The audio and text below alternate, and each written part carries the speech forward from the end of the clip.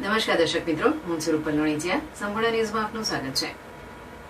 બનાસકાંઠાના પાલનપુરમાં 4 દિવસ અગાઉ થયેલી પરિણીતાની કરપીણ હત્યાના મામલે નવો વળાંક આવ્યો છે. મૃતકના પરિવારજનો અને સમાજના આગેવાનો જિલ્લા પોલીસ અધિક્ષકને મળી ન્યાયની માંગ કરી હતી. પરિવારજનોએ આક્ષેપ કર્યો છે કે હત્યામાં માત્ર પતિ જ નહીં પરંતુ સાસરી પક્ષના અન્ય સભ્યો પણ સામેલ હતા. મળતી માહિતી મુજબ મૂળ ઈડરની રહેવાસી યુવતીના લગ્ન પાલનપુરના તીનબત્તી વિસ્તારમાં થયા હતા. લગ્ન બાદ પતિ નશાની હાલતમાં પત્ની સાથે મારઝૂડ કરતો હોવાના આક્ષેપો સામે આવ્યા હતા, જેના કારણે યુવતી છેલ્લા 4 વર્ષથી પિયરમાં રહેતી હતી. પરિવારના જણાવ્યા મુજબ તાજેતરમાં પતિએ બહેનના લગ્ન છે, હવે બધું સારું થઈ જશે કહીને પત્નીને પાલનપુર બોલાવી હતી. લગ્ન પ્રસંગ દરમિયાન જ પરિણીતાની હત્યા કરવામાં આવી હોવાનું સામે આવ્યું છે.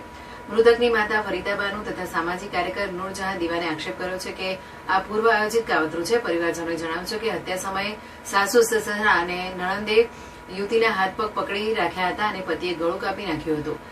પરિવારનો દાવો છે કે આ સમગ્ર ઘટના મૃતકની નાની દીકરીની નજર સામે બની હતી. હાલ પોલીસે મુખ્ય આરોપી પતિની ધરપકડ કરી છે, પરંતુ પરિવારનું કહેવું છે કે અન્ય સંડોવાયેલા સભ્યોને બચાવવાનો પ્રયાસ થઈ રહ્યો છે. પરિવારજનોએ રજૂઆત કરી છે કે હત્યામાં સામેલ તમામ આરોપીઓની તાત્કાલિક ધરપકડ કરવાની માંગ કરી છે.